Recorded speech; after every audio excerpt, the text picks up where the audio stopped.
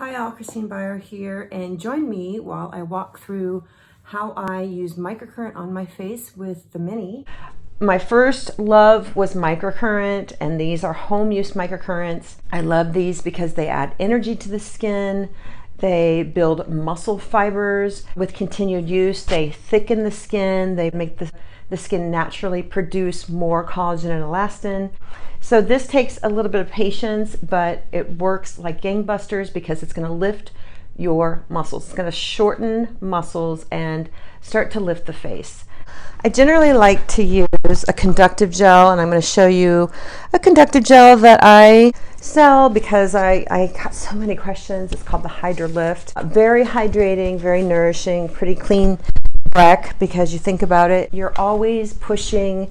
With a lot of these modalities, they help penetrate product into the skin. So you want to make sure that you're pushing something, nice, nourishing into the skin. And I particularly love this one. And I can show you.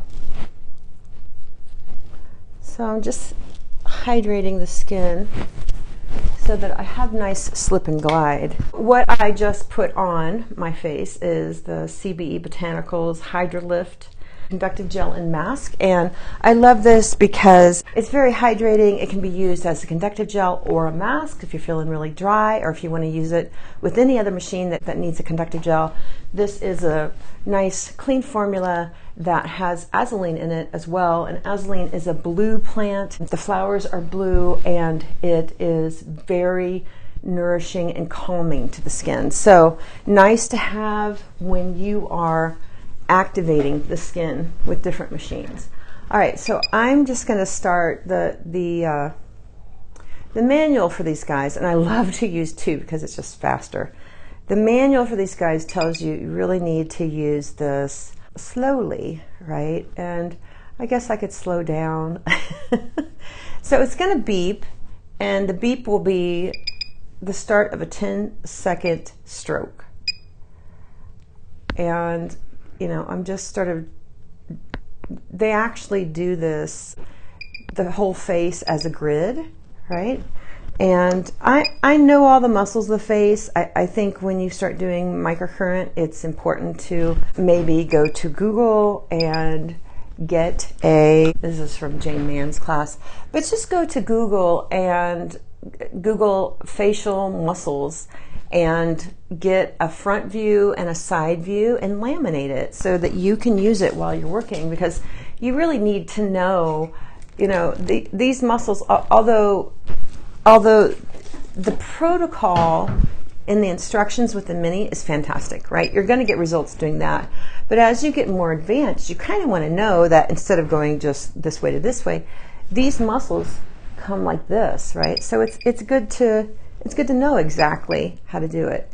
And I was doing a consult with a gal the other day who was turning it this way, and you're not going to get results that way. I mean, you may thicken the skin, but you're not going with the muscle fibers, because if you look at those muscle fibers, you will see that they are going like this.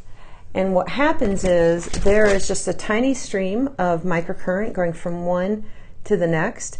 And also, if you have probes, you have separate wands, you can do this like this, but just know that the further you get away, the tinier that microcurrent stream gets. So you don't really want to be any further than maybe an inch and a half apart when you're using wands. And you always want to go with the grain of the muscle fiber. So she was actually holding it like this when she needed to be holding it like this.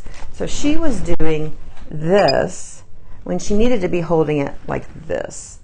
Just so you right up with that muscle fiber. We're really trying to shorten these and to get them to stand at attention like they used to, right? And so if you have a heavy cheek, you really want to make sure you're doing this in a correct way. Now, the eyes are a little tricky when you first start out with microcurrent, because if you have a hooded eye, kind of like I do, if I do like they have it in the instructions, It's pretty good. Like, this is one of the moves from the instructions, right? But if I do anything here, I get an even heavier hooded brow, and it just doesn't look good. And so you want to spend some time building up the forehead muscle, or the frontalis, and getting this shortened, right? And once you build this up and get it nice and hardy, it is the scaffolding that's going to hold up your eyebrows, right? I drew on my eyebrows because I really don't have it. I have some. They're just so light. It makes me crazy. What I was saying about this is you want to make sure that this frontalis is nice and worked out and is holding up your eyebrow muscles, see? So if you don't build this up and you build this up, it's just going to get heavier and heavier.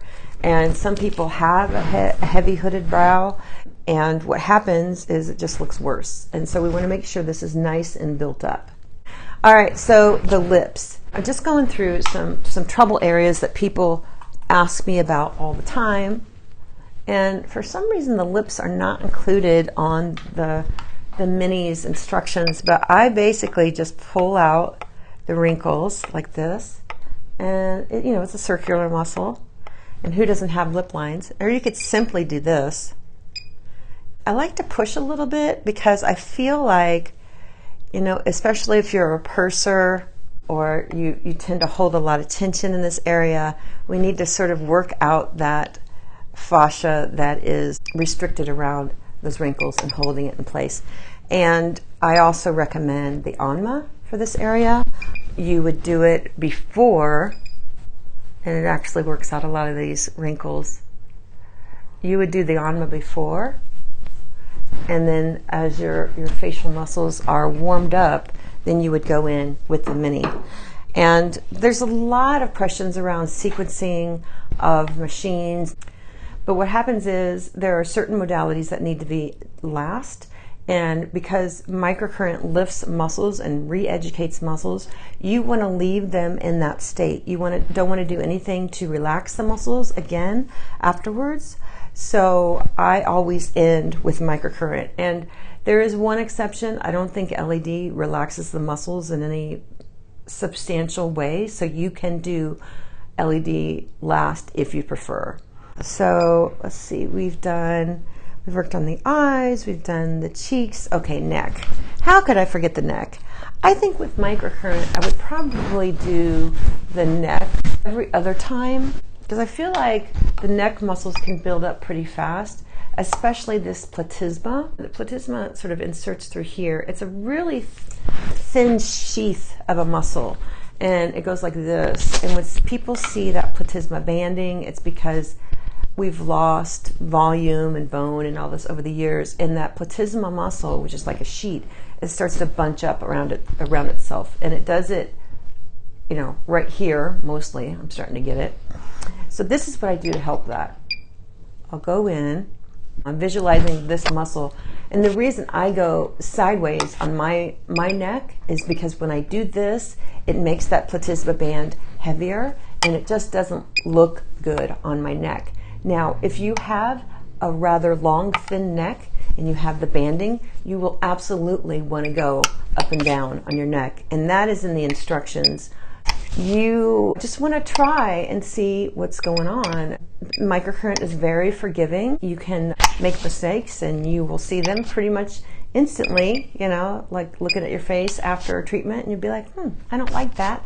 So you can just avoid that move and continue on, look for another move that works better for your facial anatomy.